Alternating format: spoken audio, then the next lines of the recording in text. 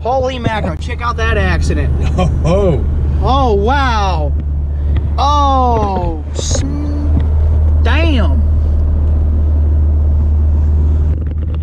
Anyways, folks, we're heading to Pep Boys to pick up hopefully they have a fitting for our fuel line.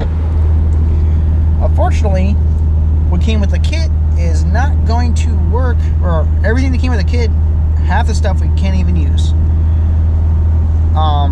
We need to pick up like an eye-bolt fitting for the fuel rail, because that's what the stock H series fuel rail uses, and we're hoping that Pep Boys has it.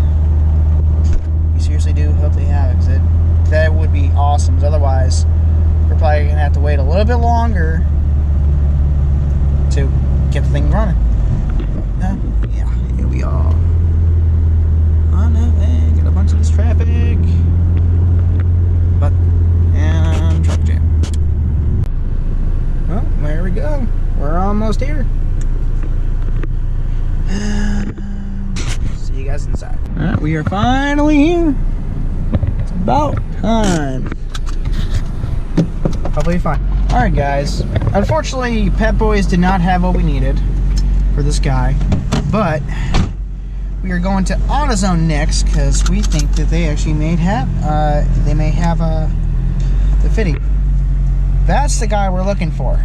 If we can find this one, that would be our ticket. So, on our way to AutoZone, here we go. Alright, we have finally made it to the local AutoZone. Oh, this place actually has the parts we need. Let's just see how it happens.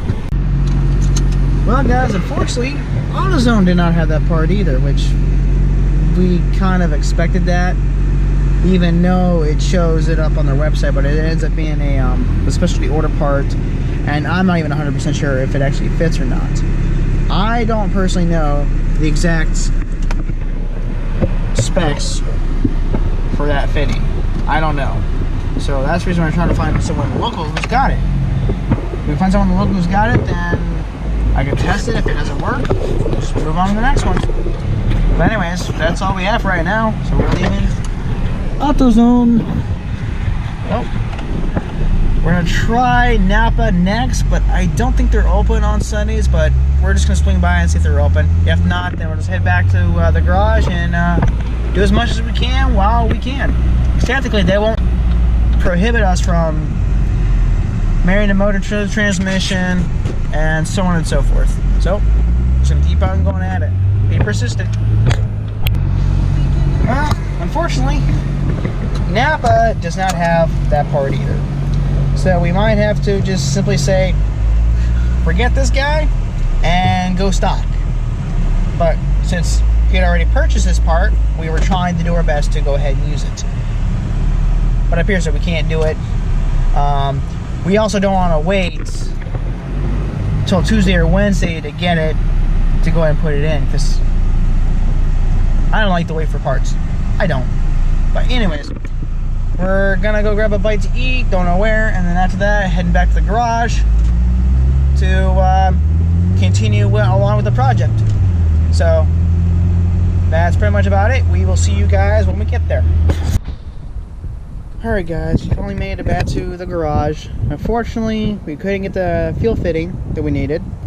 And I did also forget to mention that too, we also had to grab radiator support bushings for the very bottom. And unfortunately we couldn't find that.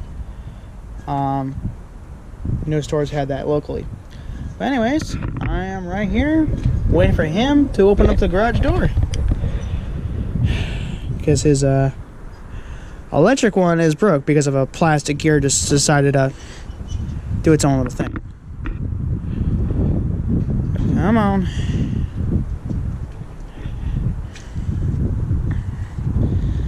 Let's go. And bam! There we go. Sweet. So now the only thing we're going to be doing today is finish up the transmission side of the engine and put all the bolts together for the flywheel, put the clutch in, and that's pretty much about it on this side. And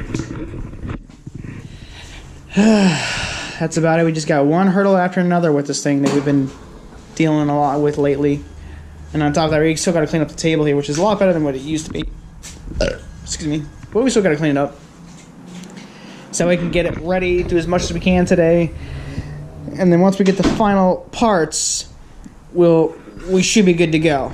We're hoping. And just stay tuned, guys, because we're trying to have this thing running by Sunday. Take it for a quick test drive, make sure everything's all good to go.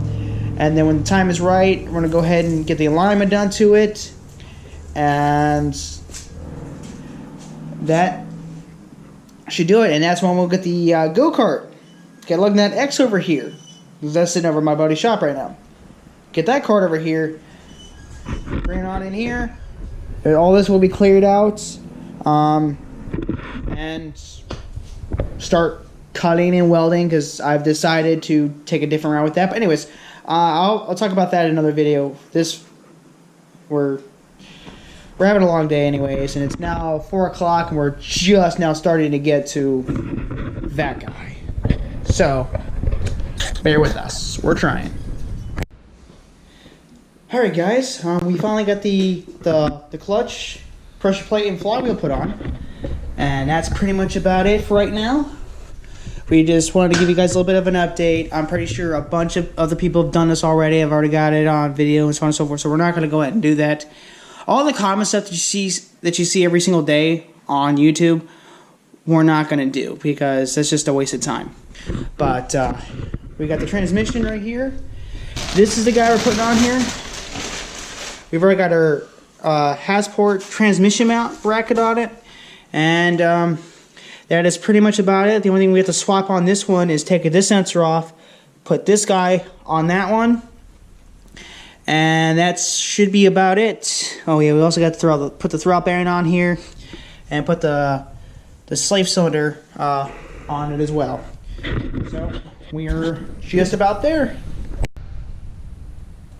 Alright guys, we had to take a break yesterday because we were getting frustrated with the engine with the transmission not meeting up to marrying itself to the engine, and we finally figured it out. Finally got it on there. The issue was the splines on the transmission itself had just enough gunk or grease that it wasn't visible, but we decided to go ahead and clean it up anyways, because we realized that once we took the whole clutch back off, the flywheel back off, that we were having a little bit of an issue trying to get the disc to slide onto the splines, and it barely moved. And we then thought, okay, maybe this might have been the reason why it wouldn't go in. So just for extra measures, we took the flywheel off and slid that thing on there, and that thing was like butter. It just slid on and off like it was nothing. So we decided to go ahead and clean out the splines with a wire brush, and that's kind of what we have. That's all the crap that came off of it. So we cleaned it all off, put the plate back on, and it just slid back and forth like it should. So we figured, okay, let's go ahead and slide everything back down, torque it down, and put the transmission on and see what happens. And sure enough, the thing just slid on like a glove, and it didn't even fight with us to go on. It just went on like it knew it should. It went on like it's supposed to, and that's freaking awesome. But anyways, that's the current update that we're at the moment, and we're planning to go out to a Lowe's here to take care of some wiring, to fix up this wiring that we have. We are still waiting on some parts, such as we're getting the case and speed tensioner, so we can get rid of this guy. And we also got a new water pump coming in, because we discovered that was cracked. New timing belts. And once we get that stuff in, we are going to try to get it in, but due to unforeseen circumstances, it looks like we might not be able to get it running Sunday. That's a big bummer on our part, because we were hoping for that, but unfortunately, Like I said, due to unforeseen circumstances, we might not be able to get it done that day. But we're going to get everything else done. We're going to do as much as we can all the way up until pond startup, but we will do it live. All right? See you soon.